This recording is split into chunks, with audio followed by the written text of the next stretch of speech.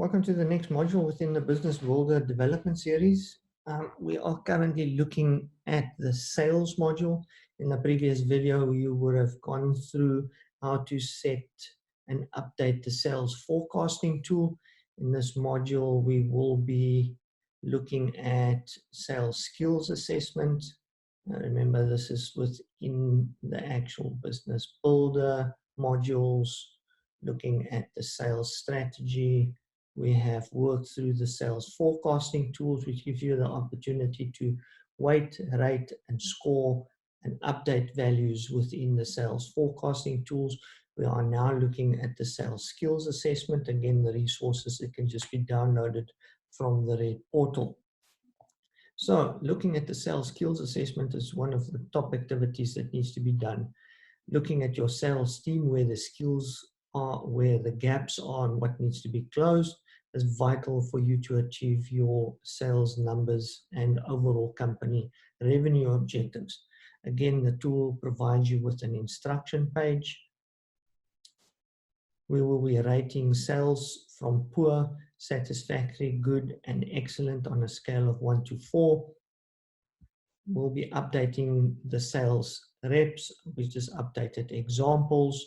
So sales details to be updated, the abbreviations for initials and surname to give us an abbreviated version of each one of the sales reps, and then giving that sales rep a number. So this is just update the sales department and the sales resources that are available at the moment. Then we're going to update the skills assessment.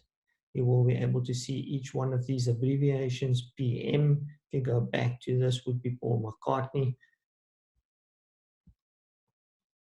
And each one of them across, and then we rate them for each one of these specific categories. So relevant knowledge is the overall rating, sales skills, professionalism, account management, and customer service are the rating categories that we would be looking at. Within these areas, we look at the relevant knowledge. So what is their industry knowledge, their product knowledge, how well do they know the competitors, how well do they know the company strategy, they're familiar with the customer base, their key account knowledge, and the sales process knowledge. Each one of these will then be rated in a simple drop-down list from 1 to 4. And again, that scale from 1 to 4, saying on whether or not we rate them as poor or excellent in each one of those factors. That you will do then for each one of the sales resources or sales people within the team, product knowledge, and so forth for each one of these. Sales skills. So what is their, do they have communication skills? Are their ability to identify the client needs? What's their business acumen like? Listening skills, problem solving, closing skills, ability to recruit new customers. So again, sales skills assessment from each one of these against each one of these rating, giving you a good view of where the sales skills are. Looking at professionalism, calm professional attitude, sensitive to political issues, history of punctuality, dress appropriately, display integrity and honesty. Again, rating each one of the salespeople on their professionalism. Looking at account management, how well do they manage the territory? Are they pre and post call planning done? Customer targeting skills. What is their sale call frequency? Customer segmentation skills. Again, rating each one of those salespeople.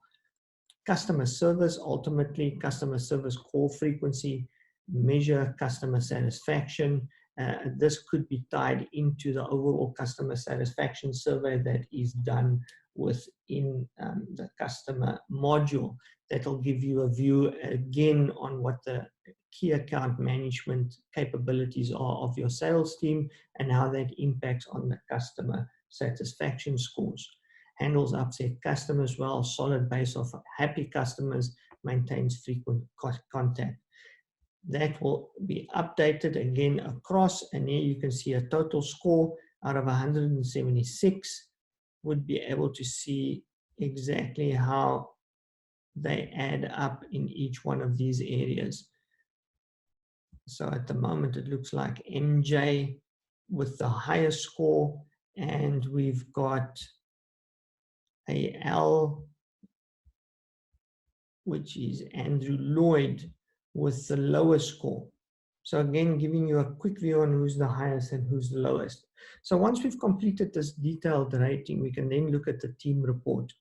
We will look at the team results. So how do they actually rate overall? So here we can see knowledge out of 32, 18, 19, there would be some issues with these reds, some areas to close within the orange, but looking at each one of these main activity categories, relevant knowledge, sales skills, you can see there, relevant knowledge, sales skills, giving you an overall view of just where those gaps are and how those gaps are clustered. Then giving you a summary per category.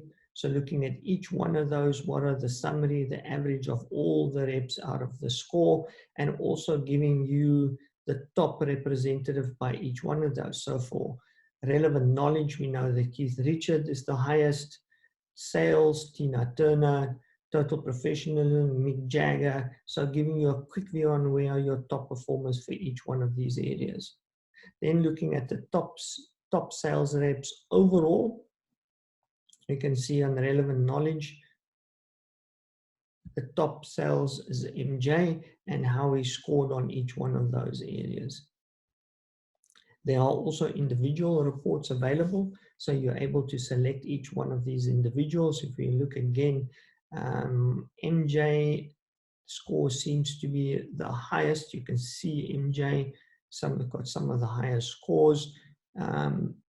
The total per rep and the average, we can also see how they perform and where those actual gaps are that we need to target. So that's it. That's the sales skills analysis, which forms another vital tool next to the sales forecasting tool.